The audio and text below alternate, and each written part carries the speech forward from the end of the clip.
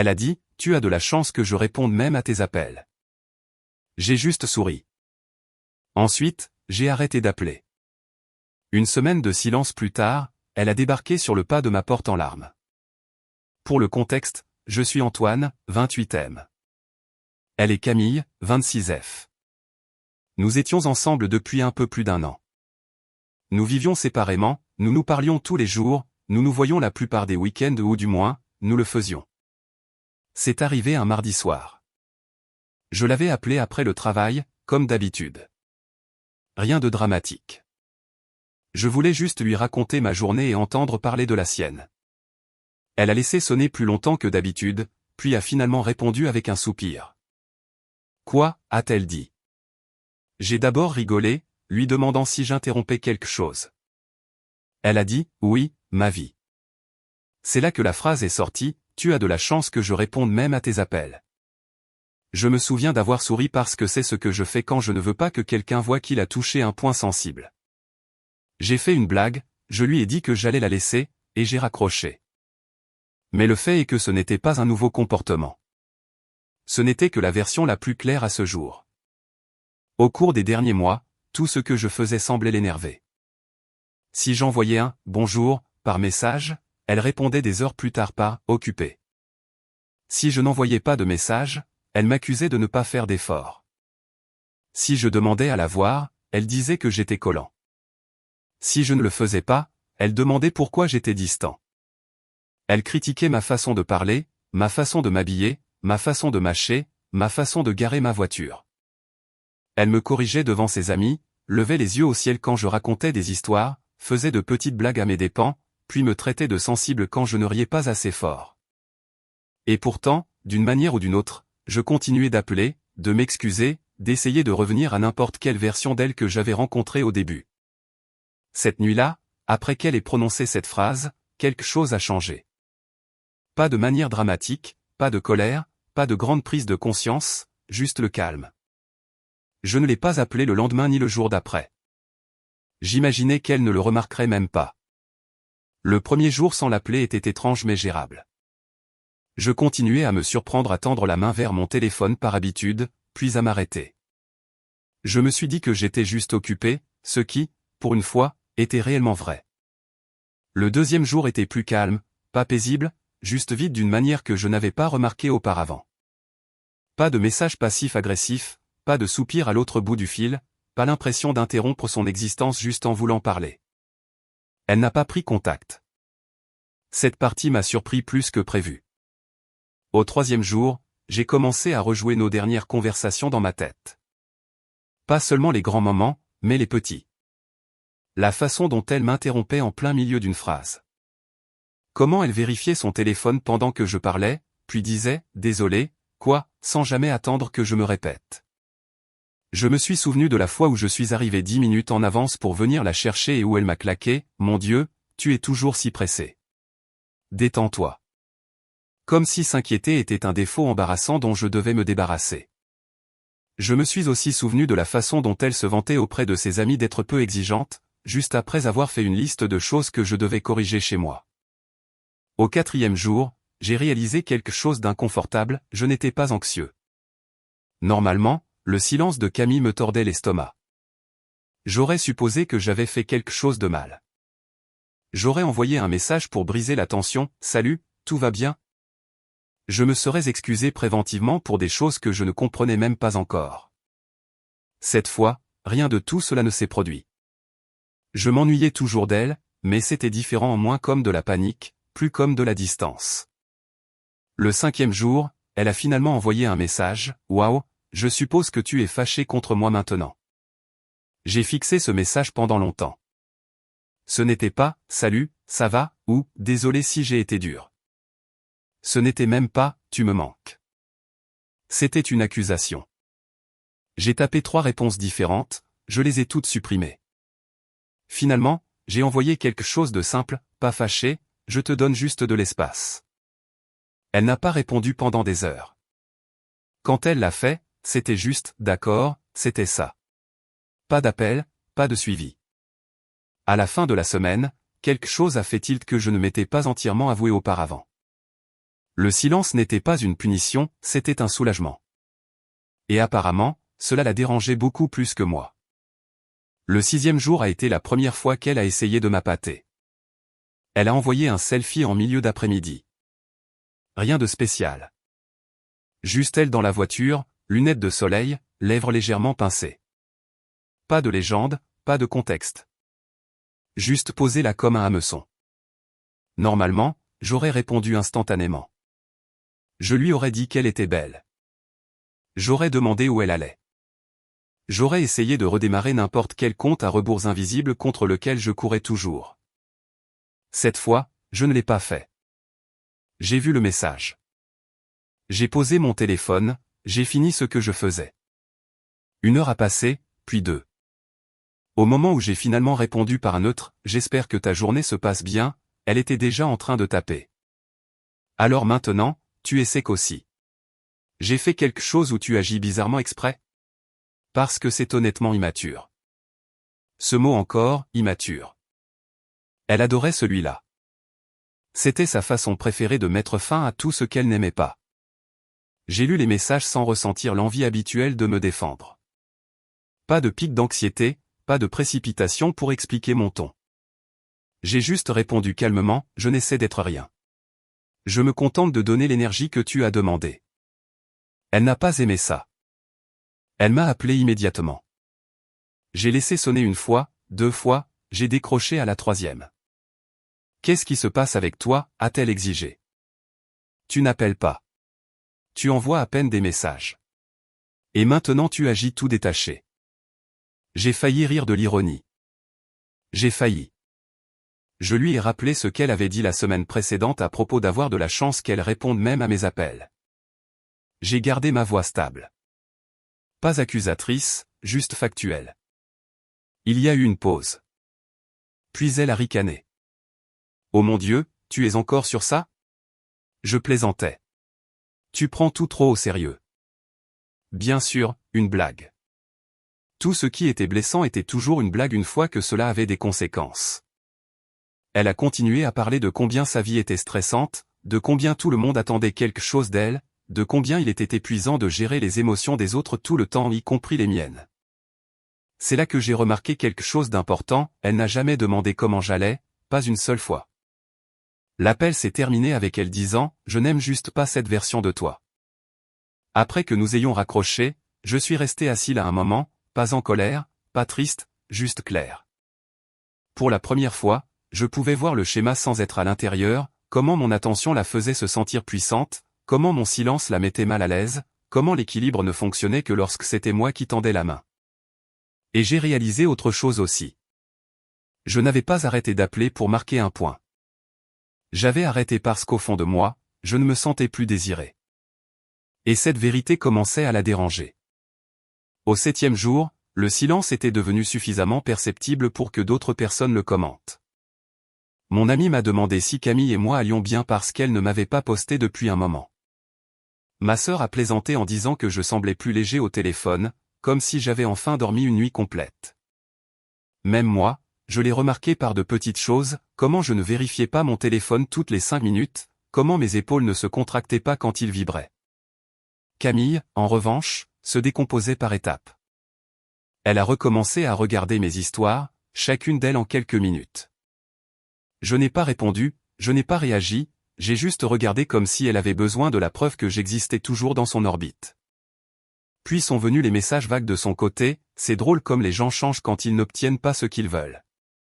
Je protège ma paix ces derniers temps. Certaines personnes ne savent pas ce qu'elles ont. Je savais que cela n'était pas pour moi directement. Ils étaient pour l'idée de moi, pour la version de moi qui paniquerait et prendrait contact juste pour la rassurer qu'elle était toujours en contrôle. Je ne l'ai pas fait. C'est laquelle a essayé quelque chose de nouveau. Elle m'a envoyé un message tard ce soir-là, presque minuit, j'ai vu quelqu'un aujourd'hui qui a demandé de tes nouvelles. Ça m'a fait réaliser à quel point tu as changé. En mal. Tu t'inquiétais plus avant. Celui-là a failli m'atteindre. Non pas parce qu'il était vrai, mais parce qu'il était si familier. Elle l'avait déjà dit chaque fois que j'arrêtais de me plier. J'ai fixé l'écran, pensant à toutes les fois où je m'étais inquiété en silence. Tous les trajets que j'ai faits, les plans que j'ai ajustés, les excuses que j'ai faites juste pour que les choses se passent bien. Toutes les façons dont le fait de m'inquiéter s'était lentement transformé en obéissance. Je m'inquiète toujours, ai-je tapé. Je n'ai juste plus envie de supplier pour être toléré. Elle n'a pas répondu. Le lendemain matin, je me suis réveillé avec 3 appels manqués de sa part. Tous entre 6h30 et 7h du matin, elle savait que je dormais généralement à cette heure-là. C'était intentionnel, comme si elle voulait perturber ma routine de la même manière que je la laissais perturber ma paix. Lorsque je l'ai finalement rappelée plus tard ce jour-là, elle a répondu immédiatement. « Alors, tu sais utiliser ton téléphone » a-t-elle dit, à la fois acerbe et suffisante. Je lui ai dit calmement que je n'allais plus faire ces allers-retours, que j'avais besoin de cohérence, pas de commentaires sur la chance que j'avais d'exister dans son emploi du temps. Elle est devenue silencieuse, puis défensive, puis agacée.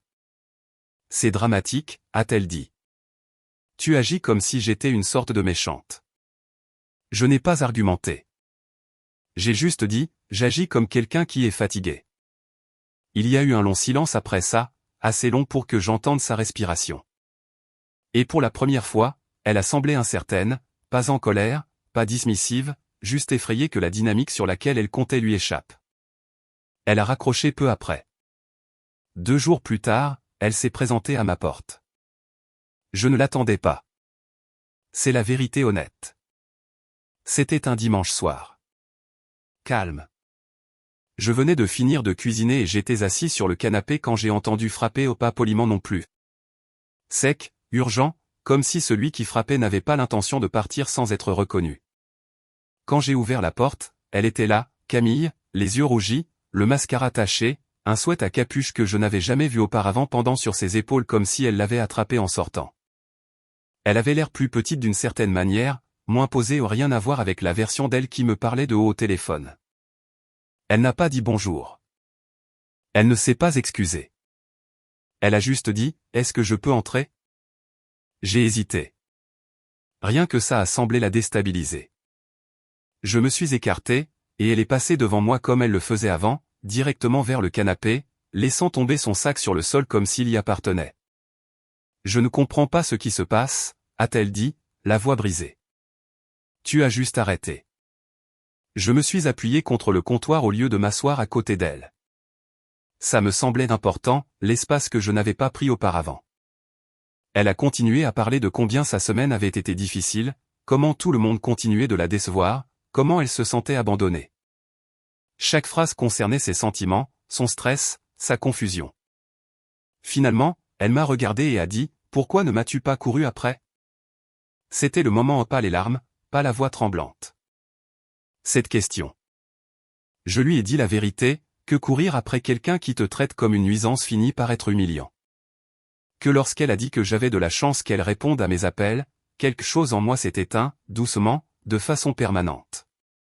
Elle a secoué la tête, s'essuyant le visage. Je ne le pensais pas comme ça. Mais tu l'as dit comme ça, ai-je répondu. Elle a essayé de se rapprocher. Je n'ai pas bougé. Cela la frustrait. Je pouvais le voir. Les larmes ont ralenti. Son ton a changé. Et alors ? Tu as juste fini maintenant ? Après tout ? J'ai pensé à toutes les fois où j'avais eu peur de cette conversation, toutes les nuits où j'avais répété ce que je dirais si jamais je me défendais. Et j'ai réalisé que je n'avais pas peur du tout. Je n'ai pas arrêté d'appeler pour te punir, ai-je dit. J'ai arrêté parce que j'ai finalement écouté. Elle m'a regardé comme si j'avais parlé une langue étrangère. Tu fais vraiment ça, a-t-elle murmuré. Tu abandonnes juste. J'ai souri. Pas suffisant, pas en colère, juste fatigué. Je me choisis moi-même, ai-je dit. Elle n'a pas pleuré après ça. Elle s'est levée, a attrapé son sac et a dit, tu le regretteras. Peut-être, mais lorsque j'ai fermé la porte derrière elle, tout ce que j'ai ressenti était le calme. Et pour la première fois depuis 1 an, cela m'a semblé suffisant. Je pensais que ce serait la fin de cela. C'est ce que je me suis dit en verrouillant la porte et en appuyant mon front contre elle pendant une seconde, pas de tristesse, juste une finalité, comme fermer un livre dont on connaît déjà la fin. Pendant environ 12 heures, il y a eu le silence. Puis mon téléphone s'est allumé. Pas d'elle, mais de nos amis communs, et mec, tout va bien avec Camille et toi? Elle a l'air vraiment contrariée. Quelque chose s'est passé? Je n'ai pas répondu tout de suite. Je connaissais déjà l'histoire qu'elle racontait. J'en avais déjà entendu des versions, chaque fois que nous avions le moindre désaccord, j'étais émotionnellement indisponible. Je me fermais au lieu de communiquer. Je m'éloignais quand les choses devenaient difficiles. Dans l'après-midi, elle a finalement envoyé un message, « Je n'arrive pas à croire que tu m'aies embarrassé comme ça. » C'était sa conclusion. Pas qu'elle m'avait blessé. Pas que quelque chose s'était brisé. Mais que je l'avais embarrassée en ne jouant pas mon rôle. J'ai demandé comment je l'avais embarrassée. « Tu m'as laissé pleurer seule », a-t-elle répondu. « Sais-tu à quoi ça te fait ressembler ?» C'était encore ça, l'image, l'apparence. La façon dont les choses semblaient importer plus que ce qu'elle ressentait. Je lui ai dit que je n'étais pas intéressé à argumenter par message, que si elle voulait parler, ça devait être respectueux et honnête. Elle a envoyé un mémo vocal. Son ton était calme maintenant. Trop calme. Le genre de calme qu'elle utilisait quand elle sentait qu'elle avait le dessus. Elle a dit qu'elle m'avait pardonné d'avoir disparu. Elle a dit, les relations demandent du travail, et parfois une personne doit être la plus mature. Elle a dit qu'elle était prête à nous donner une autre chance si je promettais de ne plus jamais la rejeter comme ça. Pas une seule excuse, juste des conditions.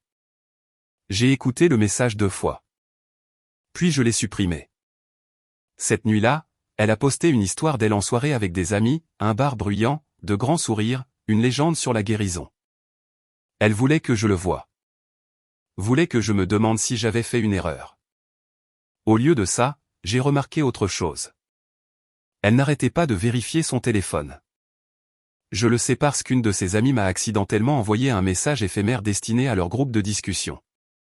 Camille en arrière-plan, rafraîchissant son écran, faisant semblant de ne pas s'en soucier. C'est là que ça m'a vraiment frappé. Elle n'était pas contrariée que j'ai arrêté d'appeler. Elle était contrariée que j'ai arrêté d'orbiter. Et plus je créais de l'espace, plus elle réalisait à quel point elle avait construit son identité autour du fait d'être pourchassée. 2 jours plus tard, elle s'est présentée à nouveau. Cette fois, elle ne pleurait pas. Elle était en colère. Je savais que c'était elle avant même d'ouvrir la porte, même coup, même urgence. Cette fois, j'ai pris une grande respiration avant de répondre. Quand j'ai ouvert, elle n'a pas attendu d'invitation. Tu n'as pas le droit de juste réécrire la relation et de t'en aller comme si tu étais une victime, a-t-elle dit, en entrant. Pas de larmes, pas de douceur, juste de la colère aiguisée en confiance. J'ai fermé la porte et je me suis appuyé contre elle, les bras croisés. Elle détestait cette posture. Elle disait que ça me faisait paraître fermé. Je l'ai gardée quand même. Elle a fait les 100 pas dans mon salon comme si elle en était propriétaire, parlant vite de la façon dont les gens posaient des questions. De la façon dont elle avait eu l'air stupide de pleurer chez moi. De la façon dont c'était injuste que j'ai décidé des choses sans elle. Tu n'as pas le droit de décider que c'est fini, a-t-elle claqué. Ce n'est pas comme ça que ça marche. Je lui ai dit calmement que je ne décidais pas pour elle. Je décidais pour moi. Elle a ri, non amusée, mais incrédule. Alors, c'est ça, a-t-elle dit. Tu as juste renoncé à essayer. J'ai pensé à tous les efforts que j'avais déployés. Toutes les fois où j'avais ravalé des mots pour maintenir la paix. Toutes les nuits où je m'étais senti petit et où je m'étais dit que c'était normal. J'ai arrêté d'essayer de convaincre quelqu'un de m'aimer, ai-je dit. Ce n'est pas la même chose. C'est laquelle est allée plus loin. Elle a soulevé mes insécurités, mon passé, des choses que je lui avais dites tard le soir quand je lui faisais confiance. Elle a dit que j'avais peur d'être seul, que je ne ferais jamais mieux, qu'elle était la meilleure que j'obtiendrais. Il y a une semaine, cela m'aurait écrasé. Cette fois, cela sonnait juste désespéré.